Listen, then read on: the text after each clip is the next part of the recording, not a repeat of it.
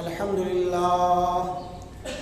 لله نحمده ونستعينه ونستغفره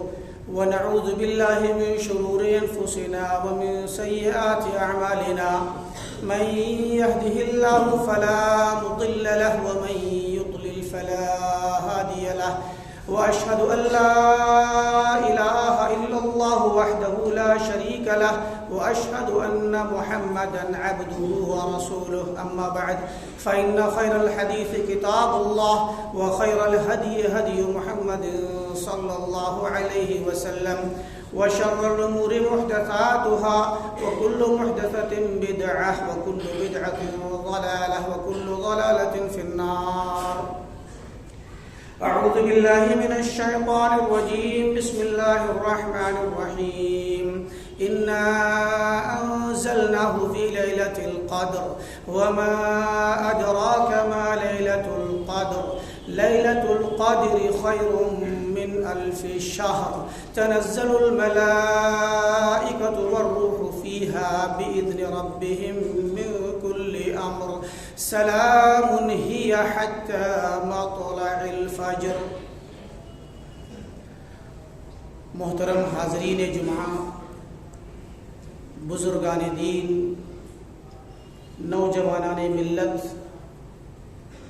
پیارے بچوں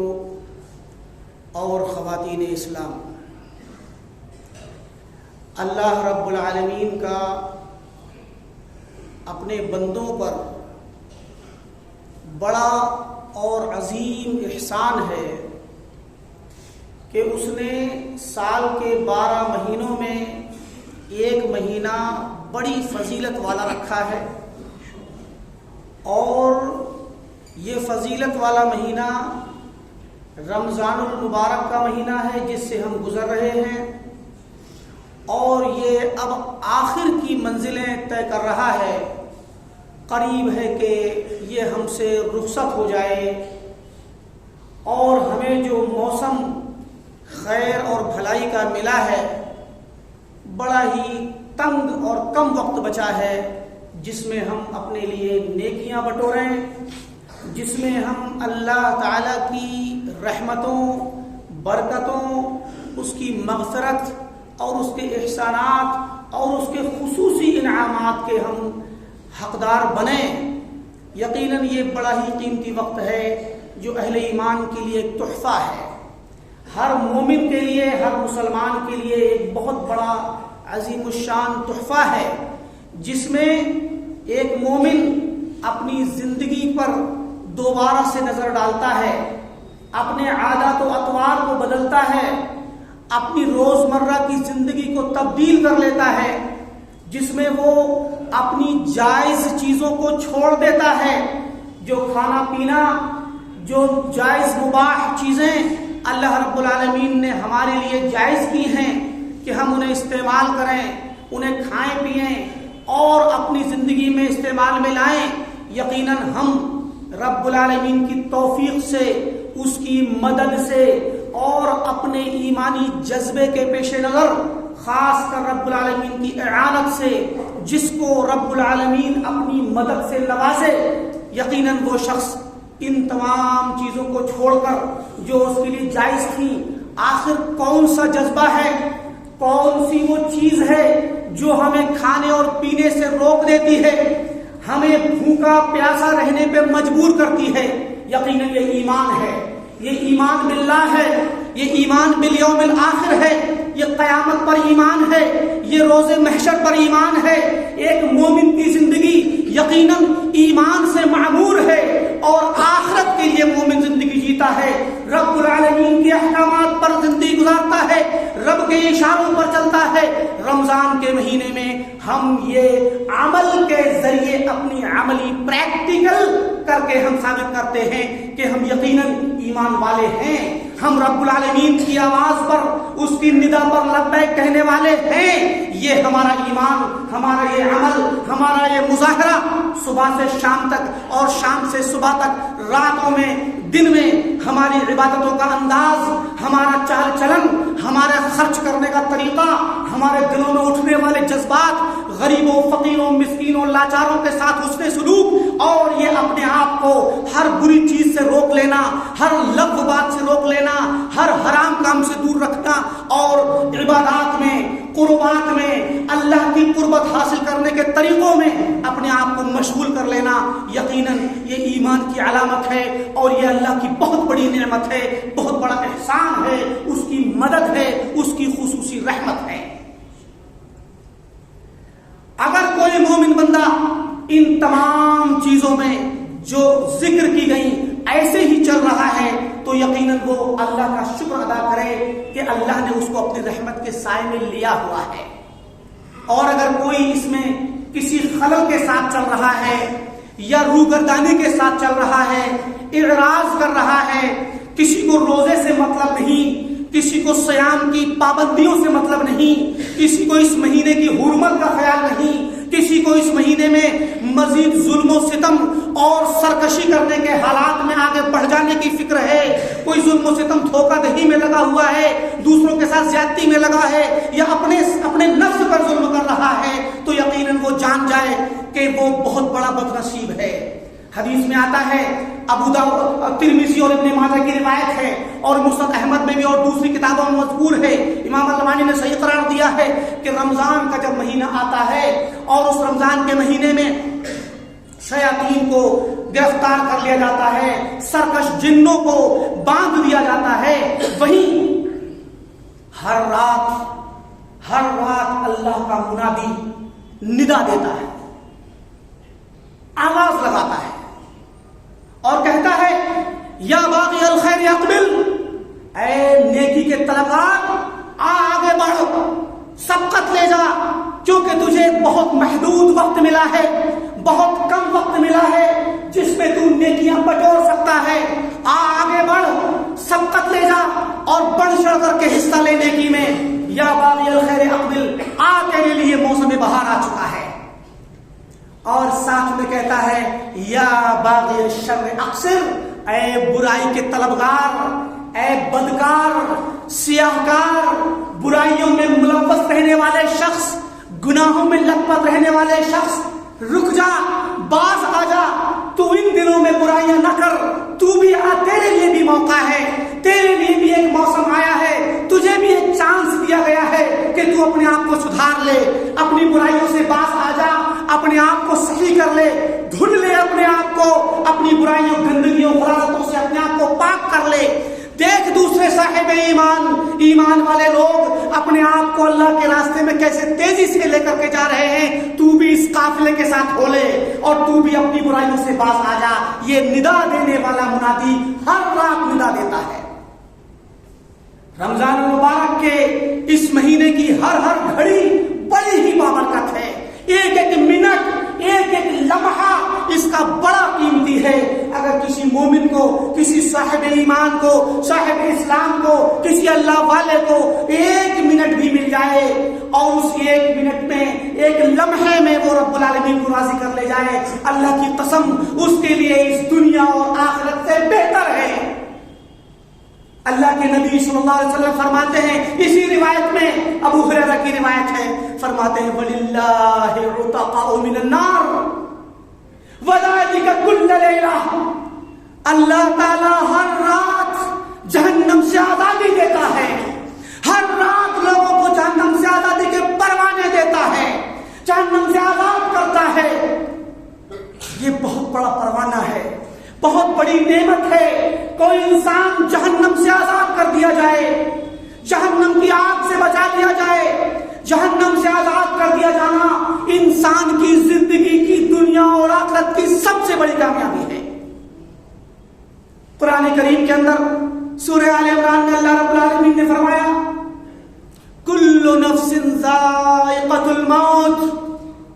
کل نفس ذائقۃ الموت،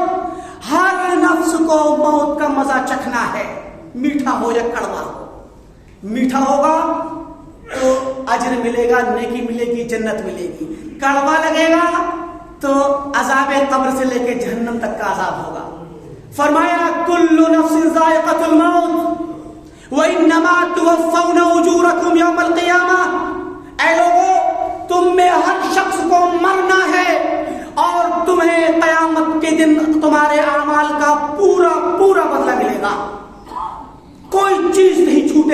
کا اجر، جس کا بدلہ تمہیں نہ ملے. نیکی کی ہوگی چھوٹی سے چھوٹی تو اس کا بھی بدلہ ملے گا، برائی کی ہوگی تو اس کا بدلہ سامنے آئے گا. آگے کیا فرمایا؟ فَمَنْ زُحْزِحَ عَنِ النَّارِ، تو جو شخص جہنم سے ہٹا لیا جائے، جس کو جہنم سے دور کر دیا جائے،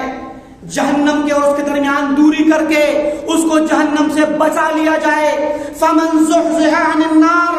جس کو جہنم سے بچا لیا گیا، وَأُدْخِلَ الْجَنَّةَ، اور اسے جنت میں داخل کر دیا گیا. یہ دو چیزیں ہیں، جہنم سے بچا لیا جائے اور جنت میں داخل کر دیا جائے. فقد فاز، تو یقیناً اس کو حقیقی کامیابی حاصل ہو گئی. وما الحیات الدنیا الا متاع الغرور، اور یہ دنیا کی زندگی جس میں ہم ملوث ہیں، مشغول ہیں، غافل ہیں، جس کے پیچھے دیوانہ وار بھاگے جا رہے ہیں، فرمایا یہ متاع الغرور ہے، دھوکے کا سامان ہے، دھوکے کا سامان ہے، دھوکے کا سودا ہے. یہ دھوکا ہے یہ زندگی. پیسہ اکٹھا کرنا، دولت اکٹھی کرنا، بیلنس اکٹھا کرنا اور جائیدادیں بناتا انسان ہے، لیکن لے کے کچھ نہیں جاتا، دوسروں کے لیے چھوڑ جاتا ہے، اولاد کے لیے چھوڑ جاتا ہے، وارثین کے لیے چھوڑ جاتا ہے، اور لے کر جاتا ہے تو اپنے اعمال. تو اس لیے فرمایا کہ جس کو جہنم سے آزادی مل جائے اور جنت میں داخل کر دیا جائے. اس آزادی کو حاصل کرنے کے لیے یہ مہینہ بڑا پیارا ہے میرے دوستوں، میرے بھائیوں، بزرگوں، میرے عزیزوں. یہ مہینہ، اس مہینے کی ایک ایک گھڑی جہنم سے آزادی کے لیے ہمارے، اگر ہم اس کو استعمال کریں، رب کو راضی کر لے جائیں، یقیناً ایک گھڑی ہمارے لیے بڑی قیمتی ہے. بعض روایتوں میں آتا ہے، مسند احمد کی روایت ہے،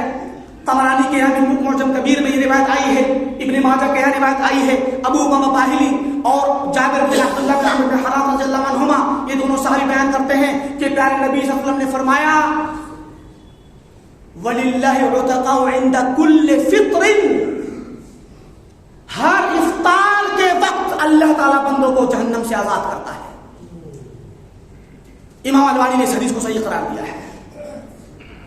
لہذا اس مہینے میں ہمیں اللہ تعالیٰ سے خصوصی طور پر اپنی اصلاح کے ساتھ ساتھ، اپنے اعمال کی اصلاح کے ساتھ ساتھ ہمیں جہنم سے آزادی طلب کرنی چاہیے. یہ مہینہ ہمیں جہنم سے آزاد کروانے کا ایک موقع ملتا ہے. پیارے نبی صلی اللہ علیہ وسلم کی روایت ہے، عبداللہ بن عمرو بن عاص رضی اللہ تعالیٰ عنہما فرماتے ہیں، صحیح مسلم کی حدیث ہے، لمبی روایت ہے، اس کے اندر ایک ٹکڑا آیا ہوا ہے، من احب ان يزحزح عن النار ويدخل الجنہ، جو بندہ یہ چاہتا، اس آیت کریمہ کی تفسیر ہے یہ، کہ جو بندہ چاہتا ہے کہ اس کو جہنم سے ہٹا لیا جائے، دور کر دیا جائے، بچا لیا جائے اور جنت میں داخل کیا جائے، تو اسے کیا کرنا ہے؟ بڑے ہی جوامع الکلم ہیں. اللہ کے نبی نے اپنے اس حدیث میں پورے دین و ایمان اور اسلام اور انسانی بیہیویئر کو مکمل 2 لفظوں میں سمیٹ دیا ہے. فرماتے ہیں فَلْتَأْتِ مَنِيَّتُهُ وَهُوَ يُؤْمِنُ بِاللَّهِ وَالْيَوْمِ الْآخِرِ، جو یہ چاہتا ہے کہ اس کو جہنم سے بچایا جائے اور اس کو جنت میں داخل کیا جائے اس آیت کے مطابق، فَلْتَأْتِ مَنِيَّتُهُ، تو اس کو چاہیے کہ اس کی موت آئے، اس بندے کی موت آئے اس حال میں کہ وہ اللہ پر اور آخرت پر ایمان رکھتا ہو. اور دوسری چیز وَلْيَأْتِ إِلَى النَّاسِ الَّذِي يُحِبُّ أَن يُؤْتَى إِلَيْهِ، اور لوگوں کے ساتھ وہی سلوک کرے جو وہ پسند کرتا ہے کہ لوگ اس کے ساتھ سلوک کریں. 2 چیزیں مختصر بیان کر دی. پہلی چیز یہ کہ ایمان پر زندگی گزارے، آخرت کے ایمان پر زندگی گزارے، یعنی اللہ پر ایمان رکھتے ہوئے اللہ کے ایمان کے تقاضوں کو پورا کرے، نیک عمل کرے، آخرت کے لیے اس پر ایمان رکھتے ہوئے آخرت میں کامیابی کے لیے نیک اعمال کرے. خالی زبان سے اقرار نہ کر لے کہ میں ایمان لایا اللہ پر اور آخرت پر، بلکہ آخرت میں کامیابی کے لیے جو اللہ نے طریقہ بتایا، اللہ کے نبی نے طریقہ بتایا، فرائض کا اور واجبات کا، سنن کا، نوافل کا، تقرب حاصل کرنے کی عبادات کے مختلف طریقے بتائے گئے، ان طریقوں کے ذریعے، عبادات کے ذریعے، نیک عمل کے ذریعے اپنے آپ کو اللہ کو راضی کرے، آخرت کی کامیابی حاصل کرے، اور وَلْيَأْتِ إِلَى النَّاسِ الَّذِي يُحِبُّ أَن يُؤْتَى إِلَيْهِ، اور لوگوں کے ساتھ پبلک کے ساتھ حسن سلوک کرے، کیونکہ کوئی نہیں چاہتا کہ اس کے ساتھ بدسلوکی کی جائے، کوئی نہیں چاہتا کہ لوگ اس کو برا بھلا کہیں، اس کو مارے پیٹے، اس ظلم سے ستم کریں، بلکہ ہر انسان چاہتا ہے کہ اس کو عزت کے ساتھ ہر انسان لے، اس کے ساتھ اچھا برتاؤ کرے، محبت کا، حسن سلوک کا اور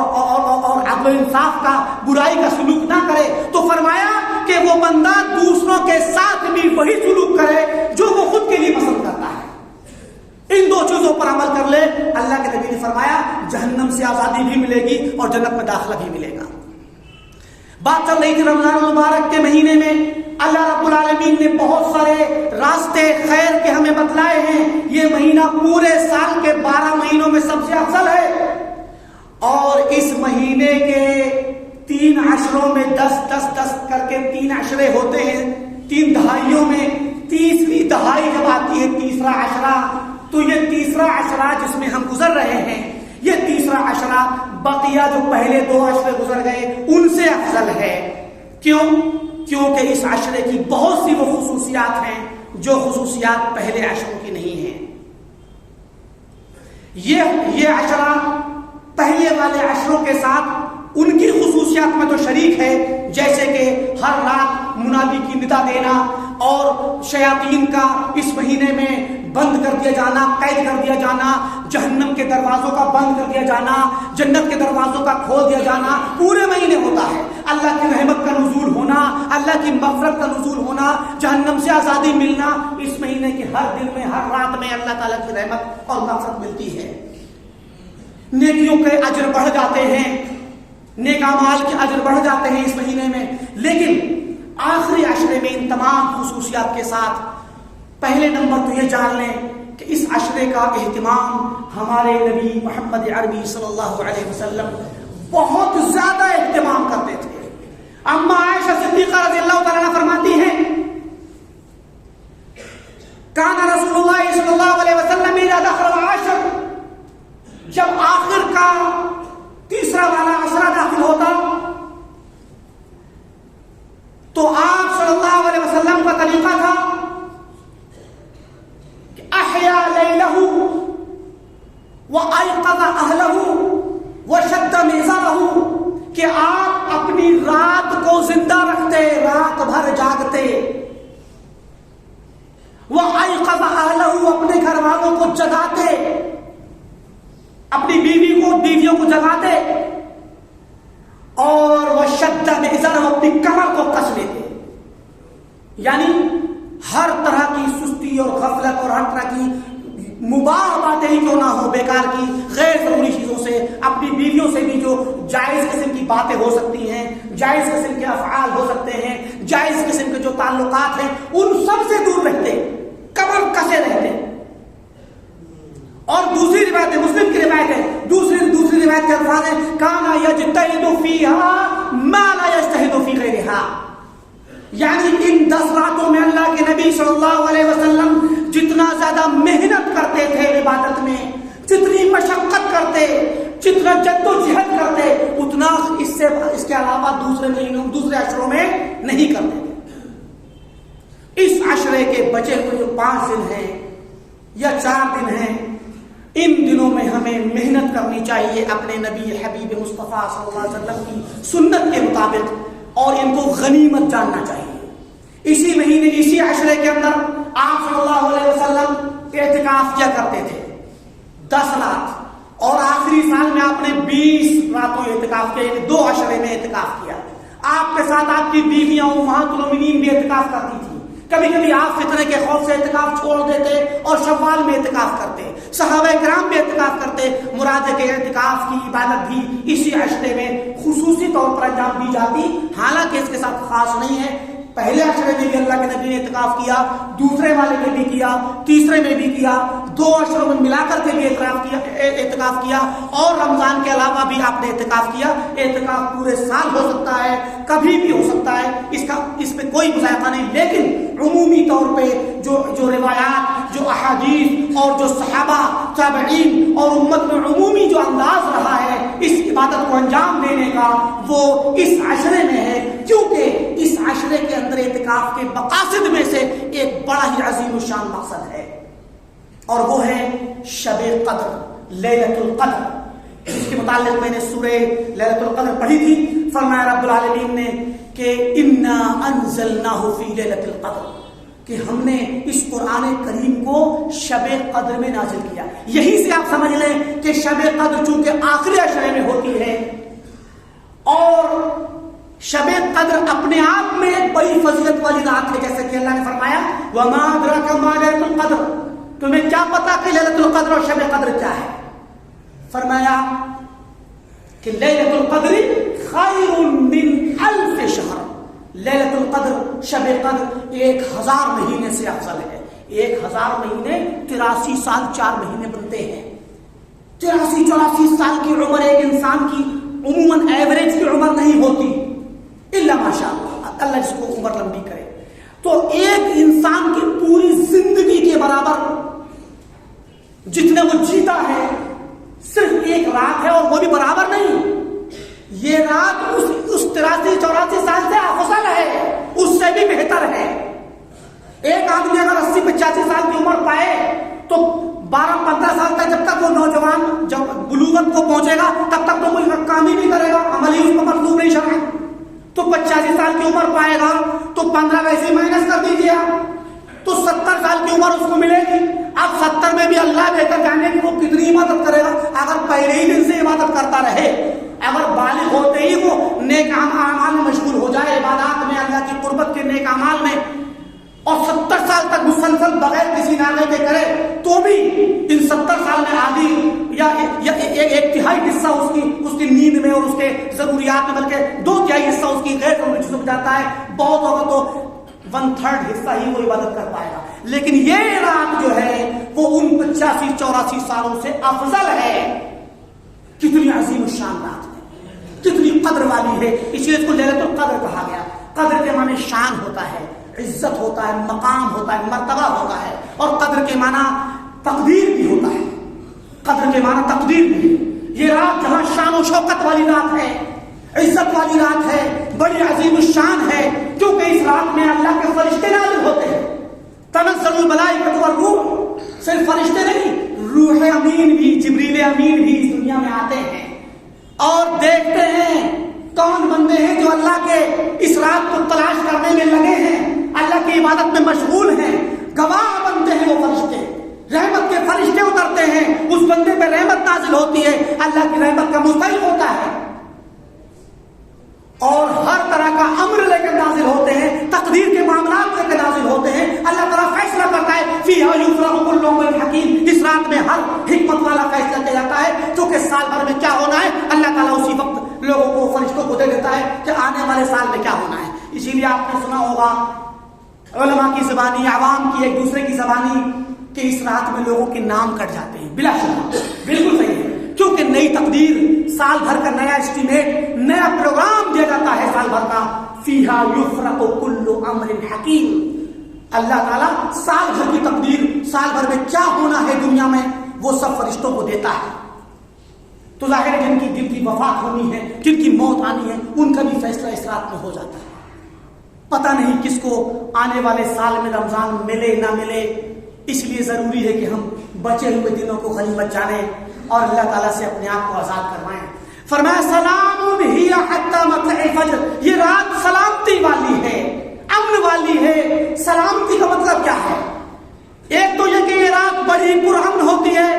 سلامتی والی ہوتی ہے، شیطان اس رات کو خراب نہیں کر سکتا، شیطان پہلے سے قید کر دیا گیا ہے۔ دوسری چیز، جو بندہ اس رات میں جاگے گا، جو بندہ اس رات میں عبادت کرے گا، اس پر اللہ کی سلامتی نازل ہوگی، وہ معمون رہے گا۔ الذین آمنوا ولم یلبسوا ایمانهم بظلم اولئک لهم الامن وهم مهتدون، وہ لوگ جو ایمان لائے اور اپنے ایمان میں ظلم کو اور شرک کو نہیں ملایا، اولئک لهم الامن، انہیں امن نصیب ہوگا، سلامتی نصیب ہوگی، سیکورٹی نصیب ہوگی، پروٹیکشن نصیب ہوگا، حفاظت نصیب ہوگی، دنیا میں بھی اور آخرت میں بھی۔ فرمایا اس کو سلامتی ملتی ہے، اس بندے کو جو اس رات میں جاگتا ہے، دنیا میں سلامتی ملتی ہے کہ فتنوں سے بچتا ہے، اس کا ایمان محفوظ رہتا ہے، وہ خود محفوظ رہتا ہے بہت ساری بلاؤں سے، بہت بہت سی مصیبتوں سے اللہ کی رحمت کا حقدار ہوتا ہے،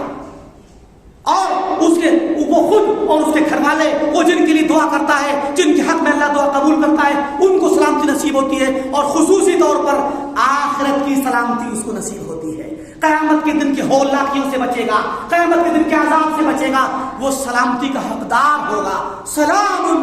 یہ رات پوری کی پوری سلامتی والی رات ہے۔ تو اور اسی عشرے کی یہ بھی خصوصیت نکل کے آئی کہ قرآن کریم بھی اسی میں نازل ہوا ہے، اسی عشرے میں، لہٰذا اس عشرے کو غنیمت جانیں، اور اس عشرے میں جو بچی ہوئی راتیں ہیں ان کو غنیمت جانتے ہوئے ان راتوں کو جانیں، اور اس میں اللہ کی عبادت کریں، اپنا محاسبہ کریں، رب سے رجوع کریں، اور اپنے آپ کو جہنم سے آزاد کرانے کی کوشش کریں۔ رب العالمین ہم تمام کو جہنم سے آزاد فرمائے، آمین۔ یہ رات جو لیلۃ القدر ہے، یہ رات کب ہوتی ہے؟ حدیث میں آتا ہے، مسلم کی روایت ہے کہ یہ آخری عشرے میں ہوتی ہے۔ آخری عشرے میں خصوصی طور پہ جو فطر کی راتیں ہیں، جو طاق راتیں ہیں، ان میں ہوتی ہے۔ لیکن یہ فطر کی راتیں کون سی ہیں، یہ طاق راتیں کون سی ہیں؟ اگر ادھر سے چلیں گے تو 21، 23، 25، 27، 29 عمومی طور پہ یہ بات مشہور ہے، لیکن روایتوں میں اور بھی الفاظ آئے ہیں۔ روایتوں کے الفاظ ہیں کہ التمسوها فی العشر الاواخر، بخاری کی روایت ہے کہ اس رات کو تم آخر کی 10 راتوں میں تلاش کرو۔ فَإِنْ ضَعُفَ أَحَدُكُمْ أَوْ عَجِزَ، اگر تم میں سے کوئی بندہ کمزور پڑ جائے، 10 راتیں نہ جاگ پائے تو کیا کرے؟ فرمایا فَلَا يُغْلَبَنَّ عَلَى السَّبْعِ الْبَوَاقِي، تو باقی بچی ہوئی 7 راتوں کو ضرور جاگے۔ باقی بچی ہوئی 7 راتیں کون سی ہوں گی؟ جب 21 بھی جاگ لے گا، 22 بھی جاگ لے گا، 23 بھی جاگ لے گا، تو اب 23 کے بعد 7 بچی، اگر 30 کا مہینہ ہوگا تو 30 کا مہینہ ہوگا، 7 بچی تو 24ویں رات جو ہوگی وہ 7ویں ہوگی، لہذا 24ویں رات میں بھی شب قدر ہو سکتی ہے۔ بخاری ہی کی روایت ہے، آپ نے فرمایا کہ آخر کی 10 راتوں میں تلاش کرو، اور اگر نہ تلاش کر سکو تو پھر فرمایا فی تاسعۃ تبقا، 9ویں رات جو بچی ہوئی ہیں ان میں سے 9ویں رات میں تلاش کرو۔ فی سابعۃ تبقا، 7ویں رات میں تلاش کرو جو بچی ہوئی ہیں۔ 9 کا تو وتر ہوتا ہے نا، طاق ہوتا ہے، 7ویں اوڈ نمبر ہوتا ہے اور 9ویں اوڈ نمبر ہوتا ہے، لیکن بچی ہوئی راتوں میں سے 9ویں رات 22ویں رات بنے گی۔ اگر 30 کا روزہ مہینہ ہوگا تو 21ویں رات تو 10ویں ہے، اوپر سے آئیے 30 سے اتر کر کے تو 10ویں ہے 21ویں رات، 21ویں ختم ہونے کے بعد 9 بچی، تو 9ویں رات میں کہا کہ تلاش کرو۔ فی تاسعۃ تبقا،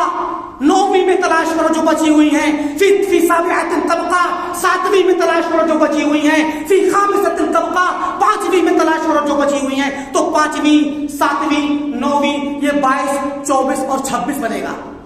25 کے بعد نہ بچتی ہیں 5 راتیں، تو جو 26 کی رات ہوگی وہ 5ویں بچی ہوئی رات ہوگی کہ نہیں ہوگی؟ جب 30 کا مہینہ ہو، اور اگر 29 کا ہوگا تو وہ 21، 23، 25، 27 میں آ جائے گی۔ مراد یہ ہے، یہ سب روایتیں صحیح ہیں، اس میں کوئی اضطراب نہیں ہے، کوئی اختلاف نہیں ہے، کوئی ٹکراؤ نہیں ہے۔ لہذا اپنے آپ کو اللہ سے بچانے کے لیے، اس کے عذاب سے بچانے کے لیے، جہنم سے آزادی کے لیے، اور شب قدر کی فضیلت کو حاصل کرنے کے لیے ہمارے لیے ضروری ہے کہ ہم 10 راتیں جاگیں، 10 راتیں جاگنا ضروری ہے۔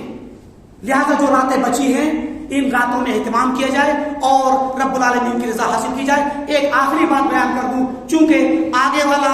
جمعہ اللہ تعالیٰ تمام کو نصیب کرے، وہ جمعہ اب عید کے بعد ہی ہوگا، لہذا ضروری ہے کہ یہ اب آخر کے ایام میں ہمارے پاس ایک اور عبادت ہے جو کہ جسے ہم زکوٰۃ الفطر کہتے ہیں۔ اللہ کے نبی صلی اللہ علیہ وسلم نے فرمایا، حضرت عبداللہ بن عمر اللہ فرماتے ہیں کہ فرض رسول اللہ صلی اللہ علیہ وسلم زکوٰۃ الفطر صاع من تمر اور صاع من شعیر علی العبد والحر والرجل والذکر والانثى والصغیر والکبیر کے روایت کے الفاظ ہے کہ اللہ کے نبی صلی اللہ علیہ وسلم نے زکوٰۃ الفطر فرض کی۔ زکوٰۃ الفطر، فطرہ جسے ہم کہتے ہیں فطرہ یا فطرانہ، یہ فرض ہے ہر شخص پر، ہر شخص پہ، چاہے مرد ہو یا عورت، بچہ ہو یا بڑا، چھوٹا ہو یا بڑا، بچہ ہو یا جوان، یا غلام، یا اپنا ماتحت انسان جو آپ کے ماتحت رہتا ہے، آپ کا ملازم جو آپ کے گھر میں رہتا ہے، آپ کی کفالت میں رہتا ہے، آپ ہی اسے کھلاتے پلاتے ہیں، آپ کے گھر میں رہتا ہے تو آپ اس کا فطر دیں گے۔ جو اگر مستقل ہے تو وہ اپنے گھر کا ذمہ دار ہے، لیکن جو آپ کے ماتحت ہے، جس کی کفالت کرتے ہیں، حتیٰ کہ علماء نے کہا ہے اگر کوئی کسی خاتون کے ایک بچے کے ولادت ہونے والی ہو اور بچہ 4 مہینے کے بعد کی عمر کے 5ویں 6ویں 7ویں 8ویں مہینے میں ہو تو پھر حمل جو پیٹ میں حمل ہے اس کی طرف سے بھی فطرہ دیا جانا مستحب ہے، فرض نہیں ہے، بلکہ فرض اس پہ کہ اگر عید کے دن بچہ پیدا ہو جائے تو اس کی طرف سے بھی فطرہ دینا فرض ہے، لیکن پیٹ میں ہو تو اس وقت اس کے لیے دینا مستحب ہے۔ لہذا صاع من تمر، صاع من شعیر اور دوسرے الفاظ کے مطابق غلے سے زکات دینا ضروری ہے، پیسہ دینا صحیح نہیں ہے۔ اللہ کے نبی صلی اللہ علیہ وسلم نے یہ مسلمانوں پہ غلہ فرض کیا ہے۔ یہاں قیاس نہیں کرنا چاہیے کہ غلہ دیں گے تو فقیر بیچ دے گا تو اس کا نقصان ہے، یہ مقصد نہیں ہے۔ یہاں پر ہمیں اس سے کوئی مطلب نہیں ہے، فقیر کو غلہ دینا یہ شرعاً مطلوب ہے تاکہ وہ لوگ عید کے دن کھانے پینے سے محروم نہ رہیں۔ بعض فقراء ایسے اس طرح کے ہوتے ہیں کہ ان کو تصرف نہیں آتا، آپ ان کو پیسہ دیں گے تو وہ پیسے کو خرچ کر ڈالیں گے دوسری غیر ضروری چیزوں میں، پھر عید کے دن ہاتھ پھیلائیں گے۔ شریعت چاہتی ہے کہ عید کے دن ہر انسان اپنے گھر میں اطمینان سے بیٹھے کھانا کھائے، کوئی معاشرے کا کوئی بندہ اس دن بھوکا نہ رہے۔ مسلمان جس دن خوشی منائے کوئی شخص بھوکا نہ رہے تو اس کو غلہ دیا جائے، کھانے پینے کی اشیاء دی جائیں تاکہ وہ شخص بھی جو ہے محصول الحال ہو سکے۔ اور اس فطرے کا مقصد ہے تعمل المساکین وطہر للصائمین، صائمین کے لیے پاکی، ان کے روزے میں جو خرابی آ جاتی ہے، لغو اور رفث اور خراب چیزیں، گناہ کے کام کو چھوٹے موٹے کر بیٹھتے ہیں، اس سے پاکی صفائی کرنے کے لیے یہ فطرہ واجب کیا گیا ہے۔ اور اس فطرے کے نکالنے کے 2 اوقات ہیں، پہلا وقت ہے وقت فضیلت اور دوسرا وقت جواز۔ وقت فضیلت ہے عید کا چاند نکلنے کے بعد اور صلاۃ عید کے لیے جانے سے پہلے عید کے دن صبح میں یا چاند کے بعد رات میں، اس وقت کے یہ وقت سب سے اصل ہے فضیلت والا، لیکن اس سے پہلے 1 دن پہلے 2 دن پہلے بھی آپ فطرہ نکال سکتے ہیں۔ عبداللہ بن عمر رضی اللہ عنہ اس طرح کیا کرتے تھے، صحابہ سے ثابت ہے۔ لہذا اللہ رب العالمین سے دعا ہے کہ اللہ تعالیٰ ہم تمام کو سنت کے مطابق زندگی گزارنے کی توفیق دے۔ اللہ تعالیٰ ہمارے اس رمضان کو ہمارے لیے باعث خیر و برکت بنائے۔ اللہ تعالیٰ اس رمضان کو ہمارے لیے رحمت کا سبب بنائے، ہمارے عادات کو بدلنے کا سبب بنائے اور پوری امت اسلامیہ کے لیے خیر کا سبب بنائے۔ اللہ تعالیٰ جہاں بھی مسلمان ہیں پوری دنیا میں ان کے لیے اس رمضان کو خیر، رحمت اور برکت کا سبب بنا دے، امن و شانتی کا سبب بنا دے اور خیر و بھلائی کا سبب بنا دے۔ اللہ رب العالمین ہماری عبادات کو قبول فرمائے، جب تک دنیا میں رہیں اسلام پر رہیں، جب ہمارا خاتمہ ہو تو دین پر اور توحید پر ہو۔ وآخر دعوانا الحمدللہ رب العالمین۔ بارک اللہ لی ولکم فی القرآن العظیم ونفعنی وإیاکم بالآیات والذکر الحکیم، انہ تعالی جواد کریم ملک الرؤوف الرحیم۔